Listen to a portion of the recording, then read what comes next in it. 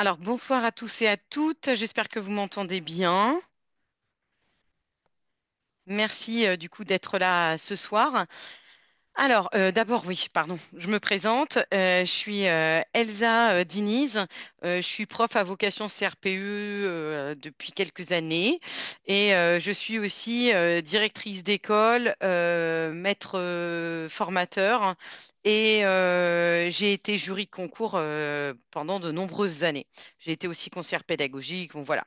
Donc, nous sommes un certain nombre, en tout cas, de vocation CRPE à avoir été jury de concours et à du coup plutôt bien connaître les enjeux.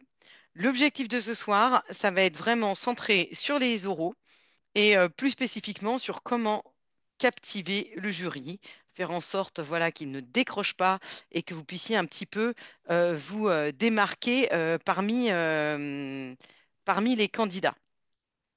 Je suis accompagnée dans le cadre dans le chat par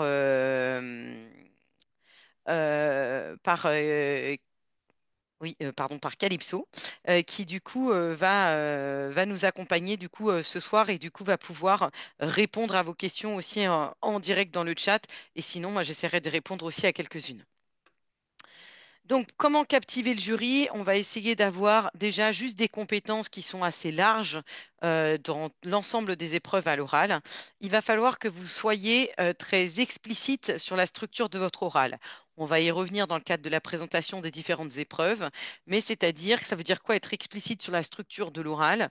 C'est être capable de développer les réponses de manière organisée, avoir une intro, faire une annonce de plan, avoir un déroulé, ensuite une conclusion et du coup vraiment accompagner le jury. Parce qu'en fait, nous, des fois, en tant que jury, quand on est là, ben, on ne sait pas trop où est-ce que vous allez, on a l'impression des fois que ça peut partir dans tous les sens. Et puis, je vous rappelle que vous préparez un concours pour devenir professeur des écoles. Or, on demande de plus en plus un enseignement explicite et du coup, quand vous serez devant des élèves, ben, il faut qu'on sache précisément où vous allez et du coup, plus vous allez avoir un déroulé clair avec des différentes étapes de la séance, mieux c'est. Donc, du coup, là-dessus, dans le cadre de votre oral, on vous demande cette capacité à structurer votre prise de parole. Utilisez aussi un vocabulaire spécifique. En didactique, je dis souvent à mes étudiants, on apprend presque une nouvelle langue. Et donc, on attend un certain nombre de mots-clés spécifiques. Si je suis, par exemple, en EPS, dans une certaine APSA, on attend des mots bien spécifiques de cette APSA-là. Donc là, il est important de connaître ce que j'appelle moi les mots-clés et le vocabulaire spécifique de chaque champ disciplinaire, chaque sous-domaine pour pouvoir montrer, mettre en avant vos compétences didactiques et, euh, et, euh, et montrer que vous êtes précis d'un point de vue langagier. Bien évidemment, il est important aussi de regarder le jury. Alors, le jury, il ne peut pas tout le temps vous regarder. Parce qu'en fait, pendant que vous passez, nous, en fait, on prend pas mal de notes. On est à la fois en train de vous évaluer, donc noter ce que vous dites parce qu'on va en avoir besoin pour l'évaluation. En même temps, on est en train de préparer des questions. Donc, des fois, on souligne, on entoure des trucs. Donc, c'est compliqué pour nous d'être en direct parfois avec vous sur certaines épreuves. Néanmoins, on s'alterne, ou en tout cas quand on lève les yeux, c'est important que vous puissiez regarder le jury et attention à ne pas regarder une seule personne. Vous avez dans votre jury deux personnes, parfois ça peut arriver trois, mais je pense que là c'est deux. Et donc du coup, si un des jurys se sent lésé parce que vous ne le regardez pas, ça pose problème. Autre chose qu'il est important de faire, varier le débit. Donc je vais vous expliquer rapidement. Parfois, quand on parle, quand on veut passer une information essentielle ou montrer qu'on passe à une autre thématique, on va ralentir, on va donc parler de manière plus lente, on va articuler davantage et du coup, ça permet de capter l'attention de l'auditeur. Et puis ensuite, je peux parler beaucoup plus vite, beaucoup plus rapidement. Ça y est, j'ai annoncé mon plan et je vais pouvoir enchaîner. Cette variation de rythme dans votre prise d'oral, en fait, capte l'attention du jury. En plus, ça nous permet de nous guider sur les moments où on doit être un peu plus vigilant, un peu plus à l'écoute. Donc, mais on va le voir après à l'intérieur de chaque oral sur comment est-ce qu'on peut composer ça et quand est-ce qu'il est important de ralentir, quand est-ce qu'on peut accélérer aussi. Autre chose pour capter l'attention d'un auditeur au sens large, et plus spécifiquement un jury dans le cadre d'un concours, et encore plus si on passe en tout début d'après-midi pendant que le jury est en train de digérer et qu'il a déjà enchaîné je ne sais pas combien de candidats, qui s'est levé à 5 heures du matin, ben, c'est important effectivement de le capter, et varier la tonalité peut le capter. Parfois, dans la tonalité, on peut entendre vos sourires, on peut entendre votre sérieux. Et donc, du coup, le fait de varier cette tonalité, avoir un ton, oui, ce que j'allais dire, en gros, une alternance entre des fois un ton très sérieux et puis un ton un peu plus léger. Ça joue aussi pour capter l'attention. Très important également, donner des exemples. Il y a un moment quand vous présentez certaines situations, je pense par exemple dans l'oral sur la leçon de français ou leçon de maths, c'est important que si vous dites ben, que là, vous allez faire une phase de recherche avec vos élèves qui vont travailler par exemple sur un corpus où ils vont devoir trier un certain nombre d'étiquettes, ben, ayez des exemples réellement de ce que les élèves vont trier. Et dernier conseil, enfin dernier conseil pour cette slide, mais souriez de temps en temps. Alors c'est sûr qu'au début, on n'a pas trop envie de sourire. On stresse. Donc du coup, justement, au début, avant l'épreuve, vous allez bien respirer quand on est dans le couloir et qu'on est appelé. Là, on fait de la cohérence cardiaque, on respire, on arrive devant le jury, on sourit, bonjour, on présente et on reste hyper concentré. Et une fois qu'on a attaqué, c'est les premières phrases qui sont extrêmement difficiles. Une fois qu'on a attaqué, on peut tout doucement se détendre, ralentir un petit peu le débit. Et il y a des moments, juste souriez. Et dans l'entretien également.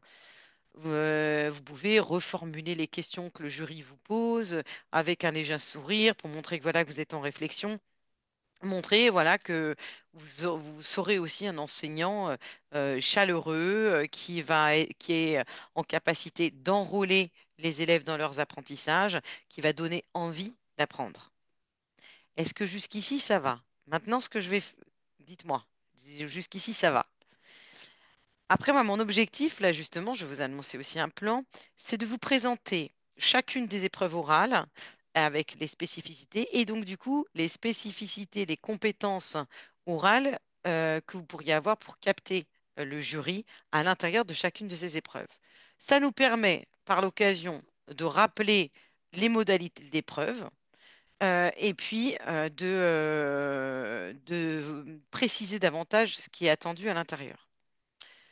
Première grosse épreuve, l'épreuve de leçon et maths, avec un fort coefficient 4, une épreuve complètement didactique. Vous avez donc 2 heures de préparation et ensuite, ça va être à vous de faire votre prestation orale avec 10 à 15 minutes d'exposé en français et 10 à 15 minutes d'exposé en maths, puis un échange avec le jury. Qu'est-ce qu'on vous demande dans le cadre de cette épreuve? On vous demande d'être capable d'analyser des supports d'élèves, des supports didactiques et surtout de faire des propositions pédagogiques. Déjà, ayez confiance en vous. Il n'y a pas une réponse attendue. Il y a plein de propositions possibles, plein d'entrées possibles. Donc, il n'y a pas ce rapport binaire qu'on peut avoir sur d'autres épreuves en j'ai bon, j'ai faux. Non. Donc, à partir du moment où vous respectez les programmes, vous êtes bien dans le sujet, ben, du coup, ça va. Par contre, le jury pourra être amené à remettre en question certaines de vos propositions. Dans ce cas-là, laissez-vous porter par le jury. Peut-être s'il vous pose une, deux questions qui reviennent sur la même thématique, c'est que peut-être qu'il y a des choses à améliorer ou à changer dans le cadre de votre séance. Dans les attendus, comme je le disais précédemment, il va falloir montrer que vous êtes capable de justifier vos choix. On va attendre une posture d'enseignant, que vous nous emmeniez un petit peu en classe hein, par la petite porte et que vous utilisiez un lexique spécifique tout en respectant les différentes étapes d'une séance. Moi, je vous invite à ne pas faire des phrases trop longues, pas de phrases trop complexes, pas trop de conjonctions de coordination. En fait, faites des phrases courtes, c'est beaucoup plus simple en fait pour le jury de vous comprendre, de vous suivre et ça évite aussi des erreurs syntaxiques. Comment est-ce que vous allez vous y prendre pour structurer vos propos. Je vous disais qu'il était super important de structurer son oral et sa réponse. Ben, dans un premier temps, puisque vous êtes, par exemple, je donne un exemple, vous êtes sur la leçon de français, vous allez d'abord présenter le domaine du français au sens large. Quelle est sa place à l'école maternelle ou à l'école élémentaire? Ensuite, vous allez présenter le domaine d'enseignement. Par exemple, je suis dans le domaine écrire, voilà, dans le domaine écrire. Et puis, le sous-domaine. Là, je suis sur la production d'écrit. Vous allez présenter ce sous-domaine avec les obstacles didactiques, les variables, présenter la démarche didactique, comment est-ce qu'on fait pour aborder la production d'écrit avec des élèves de cycle 2 ou de cycle 3. Vous allez présenter les documents. Là, quand on présente les documents, on ralentit un peu le débit. Et puis ensuite, et ça vous permet de placer tous les mots-clés, les mots spécifiques, pour bien montrer que vous connaissez la démarche didactique en utilisant le vocabulaire spécifique. Puis là, vous allez arriver au sujet. Quand on arrive au sujet, vous relisez intégralement le sujet en vous l'appropriant. Donc, je suis dans une classe de cycle 2 en période 3 dans le sous-domaine de la production d'écrit. Et dans le sujet, on me demande de réaliser une séance sur, voilà. Voilà. Mais on relit le sujet.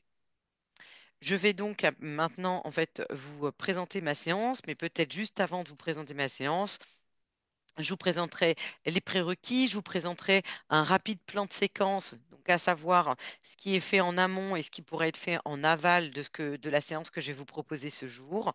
Voilà. Ensuite, on présente sa séance. Et là, on essaye vraiment de justifier, ben voilà, je pourrais faire ci, parce que en fait, dans ce cadre-là, ainsi, les élèves pourraient construire ci, ils pourraient construire ça. Là, ça permet de rendre des élèves acteurs de leurs apprentissages.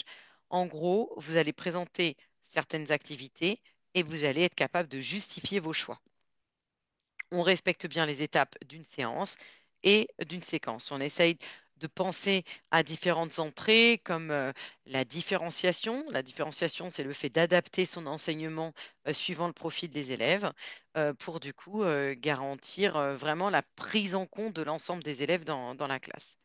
Et bien sûr, n'hésitez pas, même vraiment faites-le, donnez des exemples. Juste moi pour avoir une petite idée, qui est-ce qui passe le concours cette année? Qui est-ce qui envisage là de le passer l'année prochaine? Est-ce que certains d'entre vous ont déjà passé le concours au préalable? Juste pour moi me rendre compte un petit peu de vos parcours pour savoir aussi comment mieux orienter, parce que là j'utilise pas mal de lexique spécifique. Donc, ok, donc Laetitia, Gaëlle.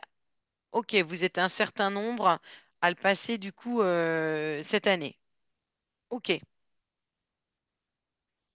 très bien. Est-ce qu'il y en a qui le passent ah oui, donc j'ai Laïla qui le passe l'année prochaine. Ok. Alors,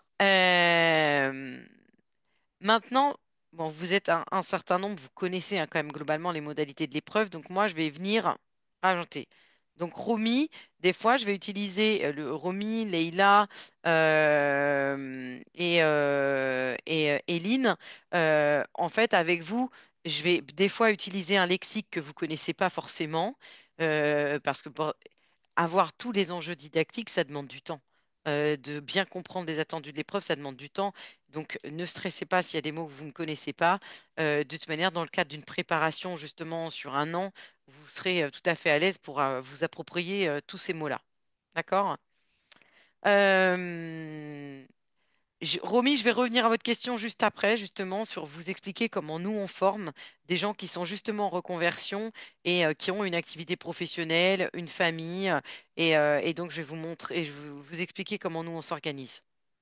Je vous promis, c'est tout à fait jouable. On en accompagne beaucoup. Si j'oublie, vous me relancez, hein. Les erreurs à éviter dans le cadre de l'épreuve de leçons de français et de maths. Alors déjà, bah, se tromper de sous-domaine. C'est-à-dire, OK, je suis dans le domaine de la lecture, par exemple, mais bien distinguer quand je suis en lecture-compréhension, vraiment avec un objectif de vraiment comprendre, ou si je suis dans de la lecture à haute voix, ou tout simplement, je suis dans la lecture décodage. Donc du coup, c'est important de surtout ne pas se tromper de sous-domaine.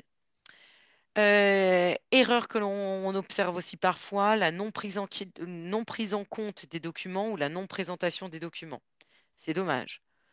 Autre erreur concernant la présentation des documents, alors certains, ils passent une plombe, vraiment du temps dans leur temps de présentation et ils me font des paraphrases et des paraphrases des documents, tout ça pour gagner du temps sur le chrono et arriver aux 15 minutes. Ça n'a pas tellement d'intérêt pour nous. Il est important de présenter ces documents, d'en faire une synthèse en une ou deux phrases pour montrer que vous l'avez compris et à la rigueur même de l'intégrer des fois à la démarche didactique s'il y a des documents qui s'y prêtent. Mais l'objectif n'est pas de paraphraser pendant des heures ces documents. Euh, Autre erreur aussi, c'est ne pas expliciter le fondement des activités, c'est-à-dire comment ça se passe et pourquoi vous faites telle ou telle activité. Ça, c'est dommage. C'est-à-dire vous faites un enchaînement d'activités, mais sans préciser pourquoi. Et puis, on a les candidats qui parlent de manière monocorde tout le long et quelles que soient les questions, et que ce soit pendant l'exposé ou pendant le temps d'entretien, et il n'y a aucune variation au niveau de la tonalité. Et au bout d'un temps, ben, nous, jury, on s'endort. Donc, ça aussi, à éviter fortement. Essayer vraiment de rendre le discours et l'épreuve un peu vivante. D'accord? Euh, donc, voilà pour l'épreuve de français. Et pour ceux qui passent le concours l'année prochaine, il va exister deux modalités de concours. Le concours là qu'on passe depuis quelque temps, qui ne change pas et qui sera toujours en vigueur, et la possibilité de passer le concours du niveau licence, si je ne m'abuse. Et là, du coup, cette épreuve, elle reste identique, elle reste sensiblement la même. C'est juste que du coup, dans le nouveau concours, elle change de coefficient, elle augmente encore de coefficient, elle passe à un coefficient 5, qu'on a une heure de préparation au lieu de deux, tout simplement parce que on va devoir choisir entre français ou maths, alors que préalablement, on passait les deux. Donc là, on choisira. Ensuite, la modalité de l'épreuve n'a pas changé, avec 20 minutes d'exposé, puis le temps d'échange. Est-ce que ça va, ça, globalement? Dans ce deuxième concours, bon, c'est encore à déterminer un petit peu, mais on va un petit peu moins loin aussi vraiment sur les structures complètes de séance, mais c'est plus une entrée par l'activité, la progressivité, voilà. Ah oui, si, pardon. Là, dans la précédente épreuve, c'était 10 à 15 minutes de présentation, et là, on passe à 20 minutes. On augmente le temps de présentation, par contre, Safia, pour l'exposé. Exactement. C'est bien, ça me permettait de voir si vous suiviez bien. Autre épreuve orale. En plus de la leçon de français. Ah non, non, pardon. Juste pour l'épreuve de français et de maths. Donc, les grandes thématiques didactiques qui sont. Bah, que nous, on voit en cours, on décortique exactement, c'est la production d'écrits, lecture, compréhension, étude de la langue, langage oral, et puis la lecture dans le sens de décodage, encodage. Pour chacune de ces thématiques, on voit les grandes démarches, on voit les difficultés auxquelles sont exposés les élèves, on voit des exemples de mise en œuvre, on voit des affichages, on voit des travaux d'élèves qu'on analyse ensemble.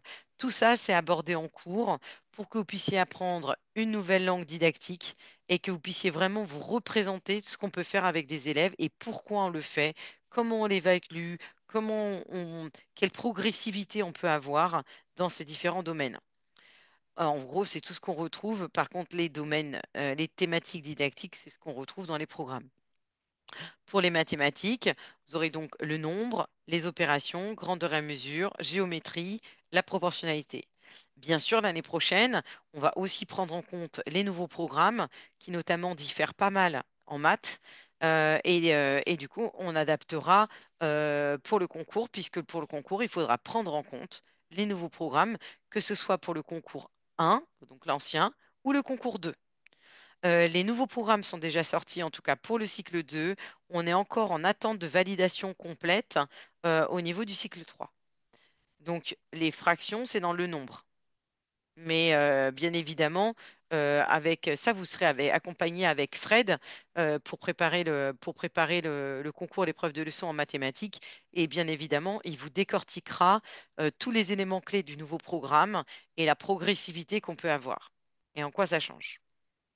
En tout cas, que ce soit en maths ou en français, il faut non seulement connaître la démarche didactique, mais il va falloir aller, la démarche didactique, ça veut dire les erreurs types, les remédiations, quand il y a telle ou telle erreur, quelle remédiation je peux faire, comment je peux ajuster mon enseignement, quelle progression je peux avoir par rapport à une notion, quelle est la démarche fondamentale pour construire le savoir avec les élèves, quel type d'affichage, de traces écrites, quel support je pourrais utiliser dans le cadre de ce sous-domaine, quels seraient les critères de réussite de ma séance.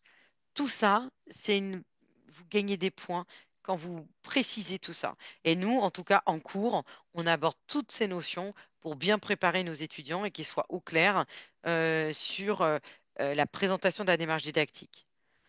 En plus de la démarche didactique, tant en français qu'en maths, puisque vous présentez une séance et que vous projetez le jury dans votre future classe, il est important aussi de parler de la démarche pédagogique. Alors, ça veut dire quoi, la démarche pédagogique? C'est parler des modalités de groupement, c'est-à-dire est-ce que vous êtes en grand groupe, en binôme, en tout petit groupe?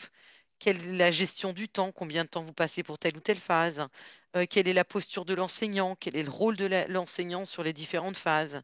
On est dans quel style d'enseignement? Quelle est la place des élèves dans la construction de leur savoir, dans les apprentissages? Et est-ce que vous mettez du numérique? Oui, non, et pourquoi? Voilà tout ça, mais eh ben, il faut l'organiser, mais c'est un peu toutes les thématiques que vous évoquerez quand vous présenterez votre séance. Je vais passer assez rapidement, mais je voulais juste vous montrer un exemple en fait de sujet que vous pouvez avoir. Vous avez donc le niveau de classe, le domaine qui peut être donné. Alors, les sujets à l'oral ne sont pas présentés pareil d'une académie à une autre.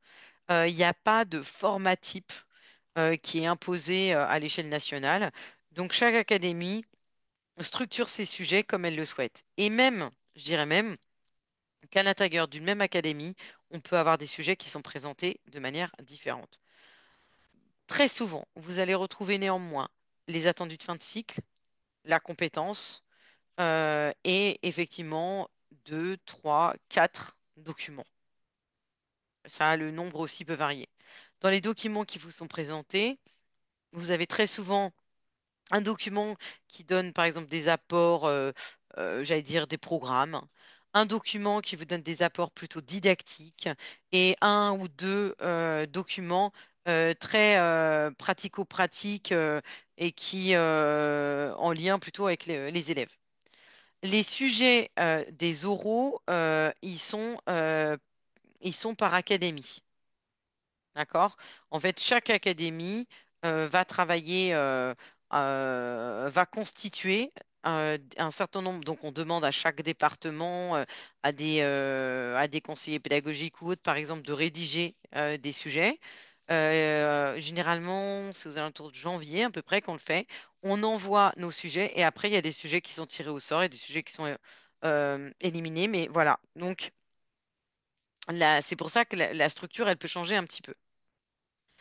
Euh, et donc, chaque académie a plusieurs sujets. Là, je parle que de l'oral, Romy, ce soir.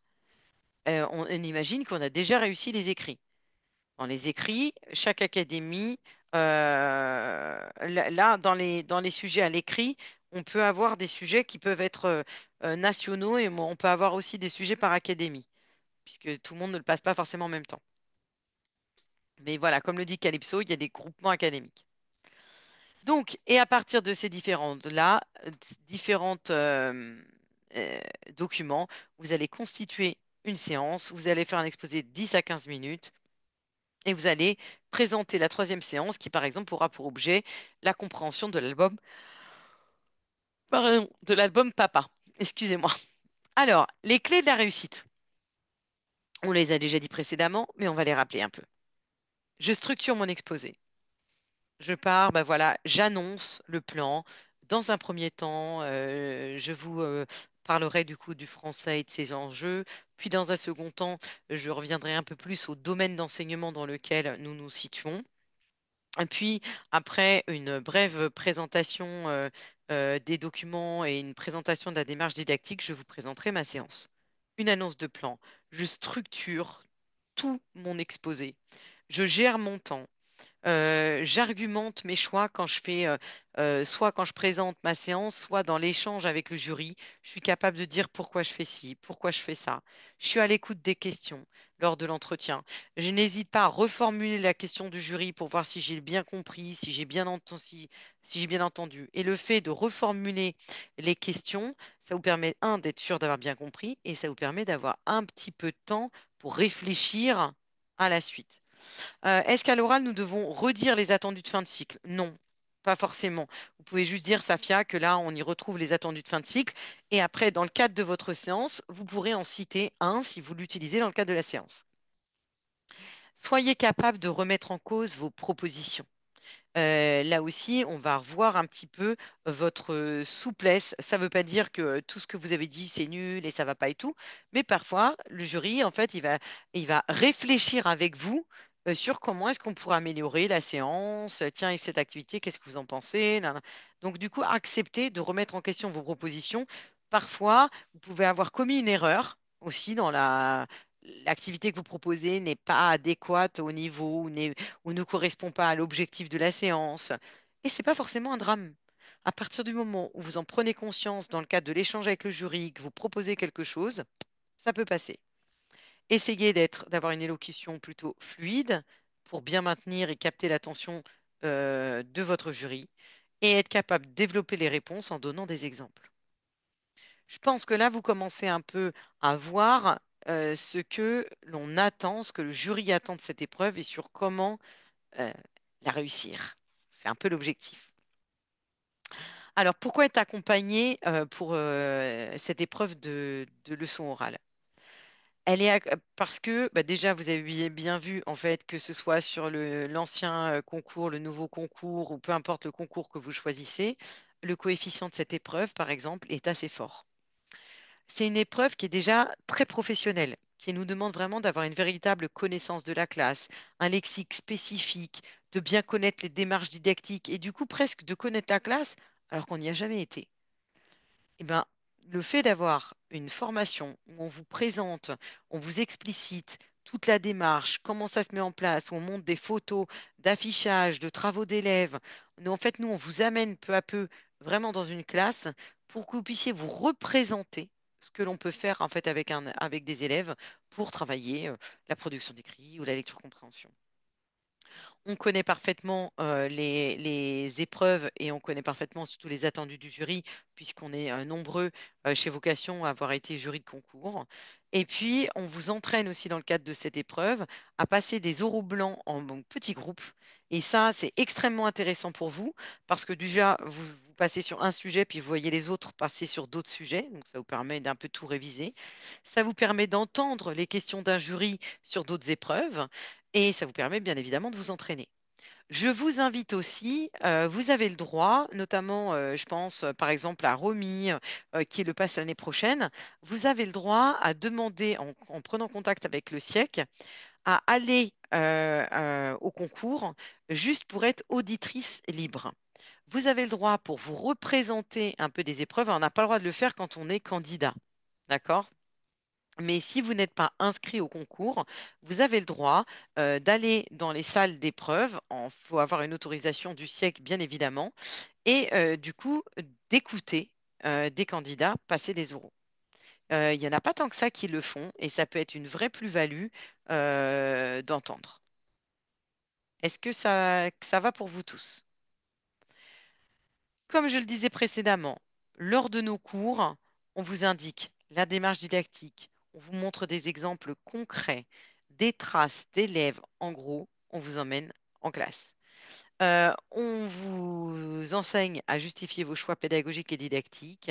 Et puis, on vous entraîne aussi. Voilà. Et après, la plus-value, on vous guide très fortement pour élaborer vos introductions. On vous donne des automatismes pour que le jour J, ce soit beaucoup plus facile. En tant que candidat, il me semble que vous avez le droit de refuser la présence d'un auditeur libre. généralement, enfin j'ai eu, c'est pas arrivé très souvent que j'ai un candidat en auditeur libre. Ça m'est arrivé 2 fois en tant que jury et effectivement j'ai demandé au candidat est-ce que ça ne vous ennuie pas? Voilà, nous avons un auditeur qui souhaite participer à l'épreuve, voilà. Et donc il faut une autorisation du SIEC, Stéphanie. C'est le SIEC, c'est la maison des examens qui va vous autoriser à le faire. Mais ça fait partie de vos droits, d'accord? Donc vous pouvez l'utiliser. Autre épreuve orale. Ah oui, juste avant que je passe à l'épreuve orale, est-ce que du coup, sur l'épreuve de leçon maths français, notamment pour celles qui passent le concours l'année prochaine, et puis bon, bien sûr, celles qui le passent cette année, est-ce que ça vous parle un petit peu? Est-ce que vous voyez un peu ce qu'on peut attendre de vous? Est-ce que vous voyez un peu comment on peut davantage performer à l'oral? Ou est-ce que vous avez des questions sur cette épreuve de leçon maths français? Bien sûr, je rentre pas dans le fond du sujet, je rentre pas avec tous les détails didactiques et ça, évidemment, ça demande une formation. C'est long hein, d'avoir tout le vocabulaire spécifique, de connaître vraiment toutes les démarches pour comment est-ce que j'apprends des élèves à établir des stratégies en lecture-compréhension. Ça demande des connaissances. Il est pertinent, comme le demande Tatiana, d'être capable de connaître au moins quelques didacticiens. C'est possible quand on pose la question à l'oral. Nous, en tout cas, dans le cadre des cours de vocation CRPE, on vous donne les grands courants didactiques et on vous donne juste quelques noms pour que vous puissiez être à l'aise au cas où on vous pose la question.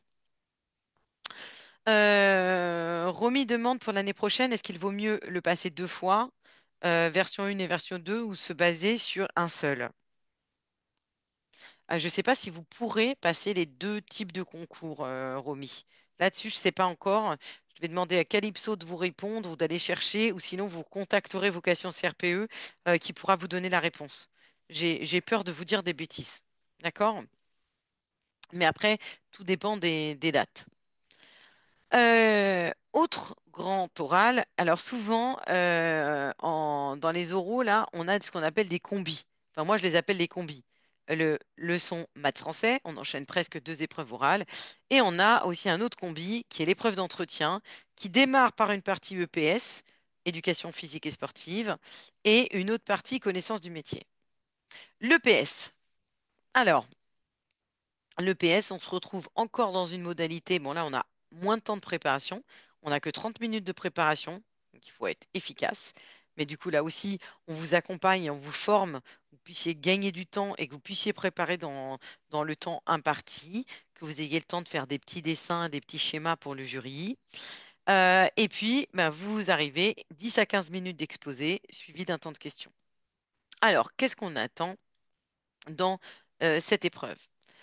Euh, Dans cette épreuve, je vous donne un exemple de sujet, par exemple, qui pourrait tomber. On vous donne le cycle, le niveau d'enseignement, l'attendu de fin de cycle. Alors, ça peut varier d'une académie à une autre, hein, mais je vous donne un exemple. Et à chaque fois, on vous donne un constat. Bah, dans le cadre d'une séquence de jeux collectifs, vous faites le constat que certains élèves éprouvent des difficultés à progresser vers la cible. Alors là aussi, en EPS, c'est tout un jargon. On utilise tout un lexique spécifique. En gros, la cible, c'est le panier de basket, ou c'est la cage de foot, ou c'est la cage de hand. Voilà. Mais nous, on appelle ça des cibles parce qu'on n'est pas forcément ni au basket, ni au hand. Voilà. On a un constat. À partir de ce constat, il va falloir émettre des hypothèses. Pourquoi les élèves n'y arrivent pas? Quelles sont les difficultés qu'ils rencontrent plus précisément, et on va devoir venir proposer un certain nombre d'activités avec des variables, avec une progression, une progressivité pour permettre aux élèves de résoudre le problème rencontré dans la situation.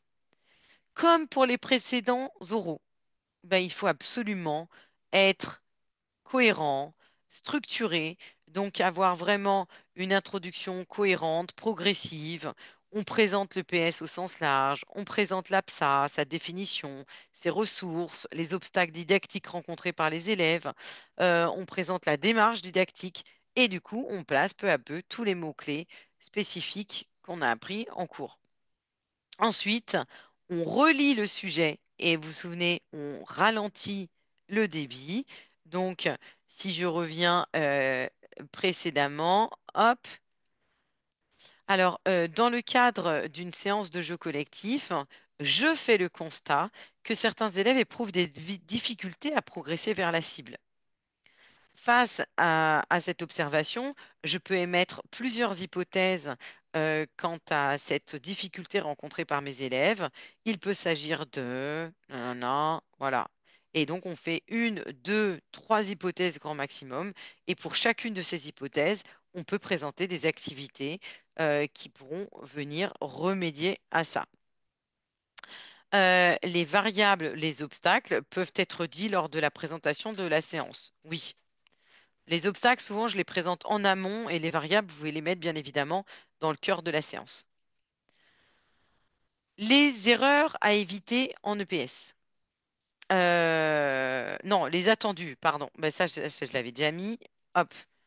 Bah, les erreurs à éviter, c'est comme préalablement euh, ne pas se tromper de sous-domaine. Par exemple, vous êtes en APSA gym et vous parlez de la danse, ou vous reconnaissez pas bien l'APSA, ou dans les activités que vous proposez, ça correspond pas à l'APSA donnée. Donc, en gros, des hors-sujets. Le fait de ne pas utiliser de vocabulaire spécifique. Le fait d'être monocorde. En fait, on va retrouver les mêmes erreurs types sur l'ensemble des oraux. À l'issue de cette épreuve de l'EPS, au niveau de l'EPS, est-ce que ça va pour vous tous ou pas? Alors par contre, l'EPS, c'est vraiment, vraiment apprendre une nouvelle langue. Il y a plein de vocabulaire spécifiques. Immersion, propulsion, équilibration, là par exemple pour la natation scolaire.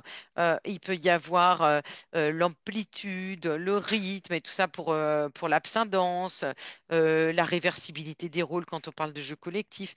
Donc là, avec vocation, on vous amène vraiment à utiliser tout ce lexique, à bien comprendre, à comprendre les démarches en EPS pour que vous soyez au top le jour J quand vous passez le concours.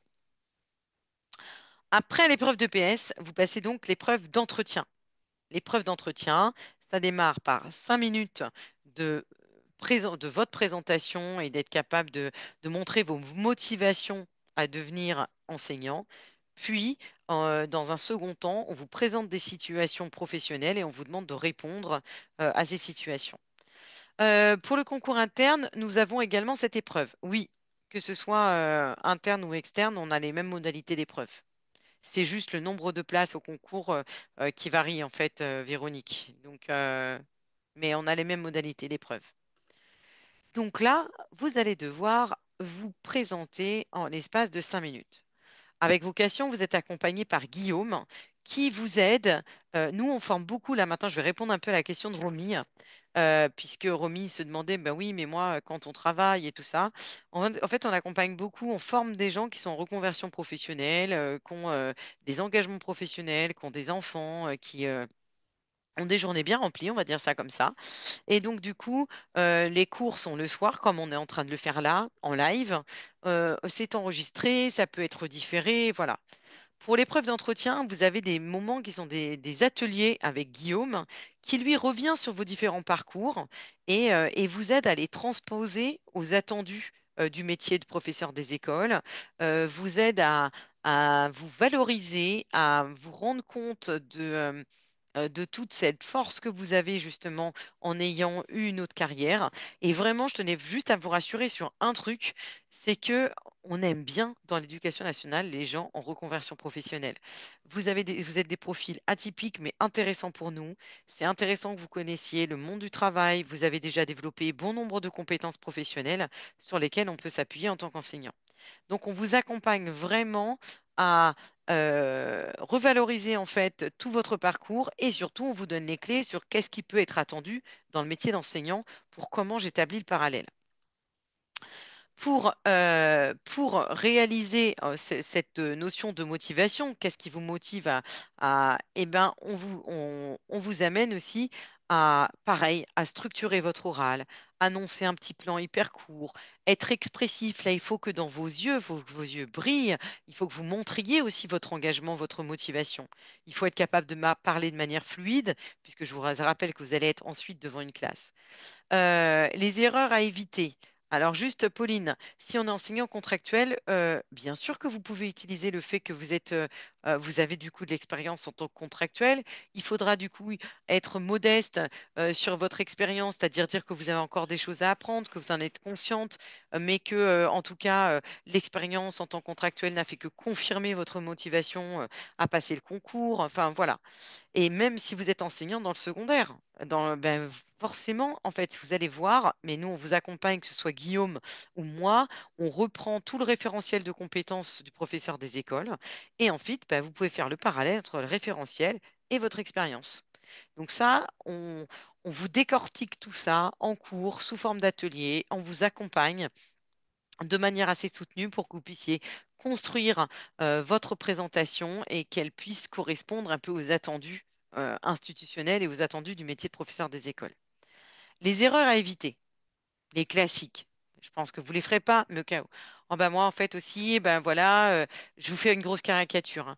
J'ai été licenciée, mais et puis du coup, ben, je savais pas trop quoi faire, mais surtout, je voulais un métier qui pouvait correspondre à mon rythme familial parce que j'ai eu des enfants, et puis du coup, je voudrais avoir un peu plus de vacances.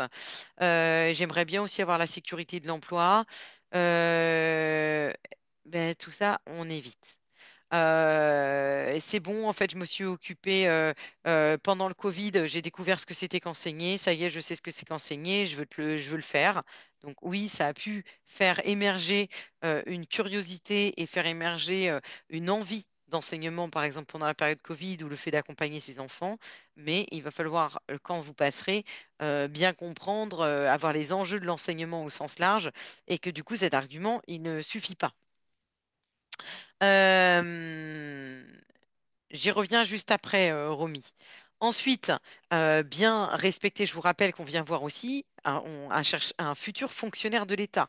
Donc, du coup, bien être dans la lignée des valeurs républicaines, égalité, fraternité, laïcité, ne tenir aucun propos discriminant, ne pas critiquer l'institution sur un plan politique et ne pas exprimer vos propres opinions. Ah, mais qu'est-ce que vous pensez, tiens, des nouveaux programmes? Ben non, en fait, quand vous êtes candidat au concours, vous n'en pensez rien. Vous êtes là pour les appliquer et donc votre objectif, c'est de réfléchir à la mise en œuvre, de réfléchir à la progressivité, aux outils que vous allez mettre en place, mais on n'a pas à discuter de ce qui a été choisi par notre gouvernement. On est fonctionnaire. Essayez de ne pas avoir des propos trop radicaux et d'avoir toujours des propos nuancés. On pourrait penser que, ou on pourrait... Voilà, on essaie de nuancer un petit peu. Romy me demande, en parlant de sécurité de l'emploi, si sur notre période de stagiaire, on n'est pas validé, que se passe-t-il? Si vous n'êtes pas titularisé.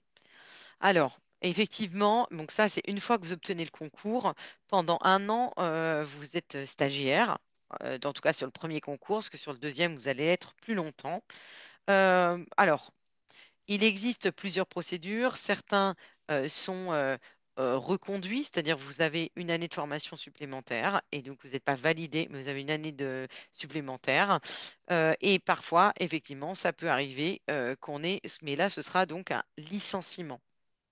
Donc ensuite, vous pourrez euh, bénéficier à nouveau enfin, vous pourrez bénéficier du chômage. C'est relativement rare, mais surtout, ce que je voulais aussi vous dire, avec Vocation CRPE, on vous accompagne en post-admission. C'est-à-dire qu'on ne vous lâche pas quand vous avez eu le concours. Vous avez le concours, super, on est ravis pour vous. Mais du coup, avec Vocation, on vous retrouve pendant l'été avant votre prise en main de la classe et on vous aide pour organiser la réunion de rentrée avec les parents, pour préparer votre classe pour la rentrée. On vous aide dans toute cette année de stagiairisation parce que effectivement, vous avez raison, Romy, elle est capitale cette année-là. Et donc, nous, on vous accompagne pas mal de temps, même une fois que vous avez passé le concours euh, en groupe comme ça, en live, et on vous donne encore un certain nombre d'armes pour pouvoir être à l'aise dans votre classe. Exemple de sujet que vous pouvez avoir. Donc, vous avez la partie motivation, vous êtes présenté, nanana, et ensuite le jury vient vous présenter des situations précises. Et c'est du pratico-pratique, c'est très clair. Voilà, dans le cadre de l'éducation artistique, vous organisez une sortie à la cathédrale Notre-Dame et certaines familles refusent que leurs enfants entrent dans la cathédrale en invoquant le principe de laïcité. Que faites-vous? Eh bien là, on va essayer d'apprendre à développer un peu les réponses. OK, la laïcité, tiens, je vais peut-être définir le concept avec mon jury. Ensuite, je vais réfléchir, qu'est-ce que je peux faire à l'instant T, qu'est-ce que je peux faire sur le moyen terme, qu'est-ce que je peux faire sur le long terme. En gros, face à ces différentes situations, pour pouvoir gagner des points, éviter de répondre direct et en plus de manière binaire, je fais ci, je fais ça, ou oui, non. En fait, face à ces situations, comme là par exemple lors de la récréation, un groupe d'élèves insulte régulièrement un camarade sur son poids et ses tenues vestimentaires jugées trop féminines, là, poum, poum, poum, j'ai en alerte la notion de harcèlement, j'ai des mots-clés qui viennent dans ma tête, et donc je vais essayer de ne pas répondre directement à la situation, mais je vais essayer, pour développer mes réponses, déjà de dire qu'est-ce que je peux faire à l'échelle de la classe, qu'est-ce que je peux faire à l'échelle du cycle, qu'est-ce que je peux faire à l'échelle de l'école. Essayez de placer un peu vos connaissances institutionnelles. Ok, c'est quoi la laïcité? Quelle a été rapidement son histoire? Nous, c'est tout ça qu'on voit aussi en cours. Si je propose telle solution, pourquoi? Pourquoi est-ce que je fais ce choix-là? Être à l'écoute des questions, reformuler les questions pour bien dire, pour être bien sûr d'avoir compris la question du jury. Comme précédemment, accepter de remettre en question vos propositions, avoir une élocution fluide et variée sur le débit. Vous avez le droit d'utiliser les mains, vous avez le droit d'utiliser le sourire, le visage, être en interaction pour capter l'attention de votre jury et du coup de donner, de développer vos réponses aussi par le biais d'exemples et de faire plusieurs propositions. Dans le cadre du nouveau concours, enfin, qui aura la possibilité de participer au nouveau concours. C'est une épreuve là qui sera sur un coefficient 3 avec uniquement 10 minutes de préparation pour donc c'est un peu moins 8 minutes d'exposé. Donc là, on diminue par rapport à avant, suivi de 20 minutes de questions. Et CSE, ça ne change pas grand-chose. On est en 5 minutes de présentation, motivation et échange avec le jury.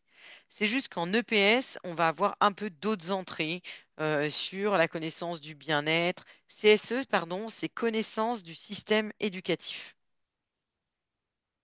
OK? C'est juste qu'en EPS, ce sera peut-être un petit peu moins pointu et on parlera plus d'activité, mais ce sera moins pointu que précédemment, je pense, pour l'EPS. Comment on vous prépare à tout ça? On vous prépare à tout ça avec des cours en live, comme ce qu'on est en train de vivre ce soir. Des lives que vous pouvez revoir, voir et revoir en fait en différé, en replay. Vous avez ces lives, ils vous permettent justement de poser des questions directement, de pouvoir aussi échanger entre vous si vous n'avez pas compris une notion. Le fait d'être accompagné, ça vous permet aussi d'avoir une planification de la préparation de votre concours et de ne pas arriver trop stressé en fait aux écrits ou aux oraux et voilà, vous avez toute une organisation pour vous préparer. Comme on prend en compte les personnes qui travaillent, en fait, les cours sont le soir, en gros souvent de 20h à 21h30. Vous avez aussi des ateliers, notamment, bah, je vous avais parlé des ateliers avec Guillaume pour préparer l'entretien professionnel et notamment l'aspect motivation. Vous avez des échanges de pratiques avec d'autres qui préparent le concours. Vous n'êtes plus tout seul, vous êtes dans un groupe. Donc ça peut être vraiment une plus-value. Et puis, vous avez plein de mises en situation avec des oraux blancs, des concours blancs, pour vous aider du coup à vous mettre en condition pour le concours. Moi, mon objectif de ce soir, je sais qu'il y a certaines thématiques que je n'ai pas abordées, comme par exemple les écrits et tout ça, mais parce que l'objectif de ce soir était uniquement d'être focalisé sur le rapport avec le jury, sur comment capter l'attention du jury dans le cadre de son oral. Donc voilà. Juste pour ceux qui nous rejoindraient, je voulais juste vous préciser, je vais juste répondre à la question de Stéphanie en amont. Est-ce que le jury dispose d'un support écrit sur notre parcours? Alors, ça dépend des académies, mais sur les trois quarts, non, Stéphanie, ils ne connaissent rien. Ils vous découvrent lors des présentations de 5 minutes. Voilà. Concernant l'oral de langue vivante, comment se déroule-t-il? Ah oui, c'est vrai, Léa, je n'ai pas parlé de l'oral de langue vivante. Je ne le connais pas suffisamment pour pouvoir vous le présenter ce soir. Je ne l'ai pas vécu en plus en tant que jury. Mais du coup, je pense que Vocation CRPE pourra vous répondre là-dessus, puisqu'on a justement, on prépare à cette épreuve de l'oral en langue vivante. Les prestations orales, vous les retrouverez de manière identique, qu'on soit en langue vivante étrangère ou en français. Donc, du coup, contactez Vocation CRPE qui vous donnera de plus en plus d'informations. Vous remplissez une fiche de renseignement, Louise, mais qui est pour le siècle. Nous, en tant que jury, on n'a pas forcément toutes les fiches de renseignement. D'accord? Excellente soirée, Gaëlle. Et j'ai terminé là juste dans quelques instants. Je voulais juste vous dire que c'est vrai que j'ai pas tout abordé, mais quand on vous prépare aussi au concours, il y a la possibilité d'avoir, vous avez des vidéos aussi de remise à niveau en maths, en français. Vous avez des exercices d'application, des concours blancs. Euh, Quasiment tous les formateurs en fait de vocation on est tous sur le terrain. On est tous enseignants, formateurs, directeurs d'école et on a tous été jurés au concours. Pour bien vous préparer, vous avez des fois des devoirs, mais on les découpe parce qu'on sait aussi que vous avez aussi d'autres choses à côté. On vous me permet la possibilité d'avoir aussi des conventions de stage pour vous permettre justement d'aller sur le terrain, de voir des mises en œuvre, de faire du lien entre ce que vous voyez le soir et le sujet. Et puis, comme je le disais précédemment, et d'ailleurs pour ceux qui le passent cette année, qui l'ont, eh ben, n'hésitez pas à nous rejoindre aussi pour le post-admission. Si vous voulez plus de devoirs, c'est possible, mais déjà, vous allez voir le programme remis, il est déjà pas mal. Mais c'est possible, il y a parfois des concours blancs, par exemple, supplémentaires qui sont organisés. Puis là, ce qui est intéressant, c'est que vous avez une véritable correction analysée et tout ça. L'avantage d'être accompagné, c'est que du coup, vous n'êtes pas seul, vous êtes soutenu, vous êtes dans un groupe, vous avez une planification, vous avez un véritable accompagnement de proximité, et puis vous avez des gens de terrain. Nous aussi, on s'adapte, et puis du coup, le terrain, on le connaît bien. Pour toute question, en plus, parce que moi, j'ai essayé de faire au mieux, n'hésitez pas à contacter Vocation CRPE qui pourra du coup vous donner tout ça. Pour le post-admission, Sabrina, pareil, il faut demander à vocation CRPE, je connais pas, je sais pas. Je sais juste que on peut prendre des gens même qui n'ont pas fait la formation avec nous et les prendre pour le post-admission. Voilà. Pouvons-nous tomber sur un jury qui nous connaît? IEN, conseiller pédagogique. Oui, mais en fait, vous êtes en droit de dire que vous connaissez la personne et normalement, en tout cas nous en tant que jury, on nous dit que si on connaît l'un des candidats, on doit le dire et du coup on change. On n'aime pas trop, mais c'est comme ça. Dans ce cas-là, on quitte la salle et on intervertit avec un autre jury.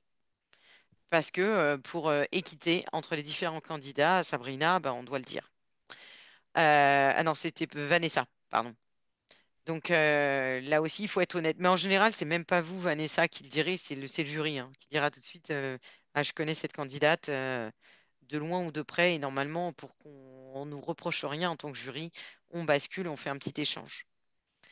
Est-ce que ça va? Est-ce que vous entreapercevez un peu mieux quel échange on peut avoir avec le jury? Comment est-ce qu'on peut capter l'attention avec le non-verbal, le verbal, l'élocution, un lexique spécifique pour réussir brillamment? Et ce que je vous souhaite pour tous ceux qui le passent cette année. Et quant aux autres, j'espère vous retrouver parmi nous à vocation CRPE l'année prochaine. On entraîne cette année pour les oraux de cette année. Donc, si vous avez besoin, Tatiana, contactez Vocation CRPE. Quel conseil pour cette dernière ligne droite? Ouh, compliqué, Tatiana, de le faire là en quelques instants. Euh, Relisez bien les programmes maintenant que vous avez tout travaillé. Relisez bien l'idéologie, les démarches.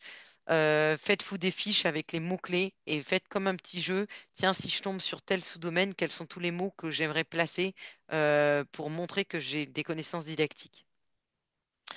Là, ce n'est pas du tout possible de participer aux oraux en tant qu'observatif. Si, si, c'est possible, vous pouvez le demander, contactez le siècle. Les oraux vont bientôt démarrer et vous avez droit d'aller assister en tant que juste observatrice cette année. Donc, n'hésitez pas. Peut-être une question bête. Qu'est-ce que le cycle 1 et le cycle 2? Ok, en fait, c'est que les apprentissages sont décomposés en fait par cycle d'apprentissage. Donc, cycle 1, c'est la maternelle, petite section, moyenne section, grande section. Cycle 2, CP, CE1, CE2. Cycle 3, CM1, CM2, sixième. Mais vous inquiétez pas, Romy, on revient sur tout ça en cours pour que vous ayez une connaissance parfaite de l'école et des attendus. Est-ce que ça va du coup pour tout le monde? Après, pour toute question, contactez Vocation CRPE. Je vous ai mis là directement, vous pouvez prendre un créneau et sinon, vous avez voilà le numéro, le contact, mais je suppose que vous l'avez déjà puisque vous avez déjà contacté Vocation CRPE. Donc voilà. Je regarde du coup les dernières questions. Ouais, bah, c'est ça. Euh, je vous souhaite une excellente soirée. Je vous souhaite plein de réussite à tous et à toutes. Les taux de réussite, je me souviens plus, je crois qu'on est à plus de 80% Romy, mais contactez Vocation CRPE qui du coup vous donnera des réponses peut-être bien plus précises. Moi, je suis vraiment sur les fondements didactiques, sur les cours et le reste, moi. Ah ben voilà, ah ben je me suis pas trompée. 84% de réussite à l'échelle nationale, hein, donc c'est variable suivant les académies. Euh, Excellente soirée à tous et à toutes, et puis ben au plaisir de vous retrouver en post-admission, dans nos cours ou en préparation d'oraux en oral blanc. Si vous souhaitez, il est tout à fait possible pour certains de nous rejoindre, de passer quelques oraux blancs avant l'épreuve. Pour ça, pour tout ça, contactez Vocation CRPE. Le replay, effectivement, sera sur la chaîne, de quoi le lien est là. Et je remets, au cas où certains n'aient pas eu le temps, de prendre là, le créneau pour prendre un rendez-vous. Le prendre rendez-vous, ça peut être pour toute question, hein. D'accord? Aucune obligation. Je vous souhaite à tous et à toutes une excellente soirée et je vous dis à très vite. Au revoir.